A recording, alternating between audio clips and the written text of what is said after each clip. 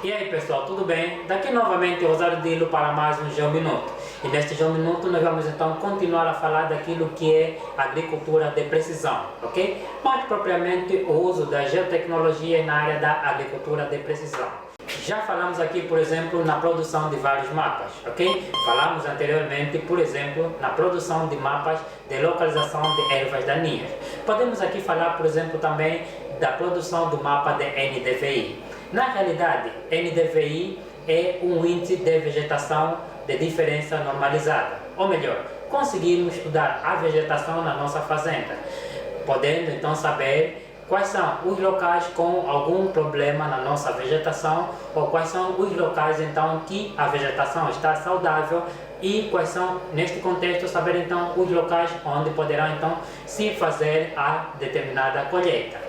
Nós aqui, por exemplo, nesta imagem temos aqui um mapa que nós podemos chamar então daquilo que estamos aqui a designar de mapa de NDVI, onde conseguimos visualizar, por exemplo, os sítios onde tem vegetação saudável com o verde mais carregado, ok? Neste contexto, na realidade, isto é por quê? Isto é por causa do uso de imagens de satélite que o próprio técnico vai utilizar para poder então produzir estes mapas. Pode produzir estes mapas não simplesmente com o uso de imagens de satélite, como também pode produzir com levantamentos aéreos da mesma zona, utilizando então um drone. Aqui, continuando a verificar, temos então zonas em que o verde começa a diminuir. Neste contexto, são então aquelas zonas onde nós temos a vegetação com menos saúde, ok? Podendo então perceber que estamos aqui diante de muitas zonas que não tem então ou tem problema de vegetação. Uma vez que conseguimos verificar, por exemplo, os sítios onde começam já a ser vermelho, que muitas vezes ou não é vegetação, pode ser uma picada, pode ser, por exemplo, uma zona onde não foi feita ainda alguma plantação, ok? Ou outras zonas, ok? Portanto, o mapa de NDVI vai então nos ajudar a fazer este estudo. E estes mapas podem ser produzidos utilizando imagens de satélite, conforme já disse, e podem ser utilizados também com levantamentos aerofotogramétricos na própria zona agrícola, ok? Utilizando um drone. Aqui, no nosso exemplo, nós também conseguimos, ok? Verificar informações, por exemplo, onde conseguimos ver, por exemplo, as zonas em que temos então índices de água. Neste contexto, conseguiremos então tomar determinadas decisões.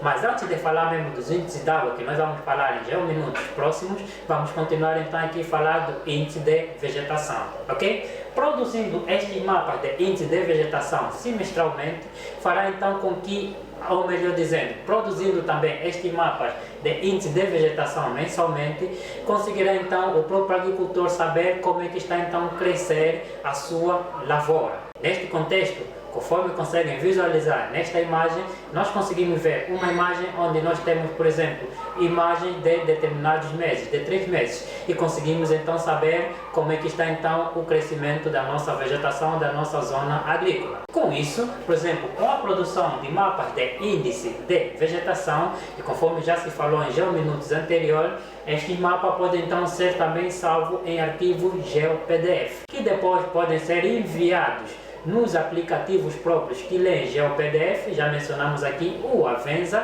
e sempre que o agricultor tiver que ir então naquelas zonas onde está então com vegetação ou zonas que estão então preparadas para a colheita, ele automaticamente com o seu dispositivo móvel e com o seu mapa consegue então ir diretamente naquela zona ou enviar então os seus técnicos diretamente naquela zona. Neste contexto, o próprio homem das máquinas lá na fazenda pode então pegar o smartphone ou tablet com o GeoPDF e aplicar na própria máquina. E ele, quando tiver que se direcionar, ele ao andar consegue então visualizar no ecrã do tablet ou no ecrã do smartphone o sítio onde ele está e conseguirá então saber onde é que ele tem que ir exatamente e seguir, chegar exatamente naquele ponto, poupando assim, conforme já foi dito anteriormente, combustível.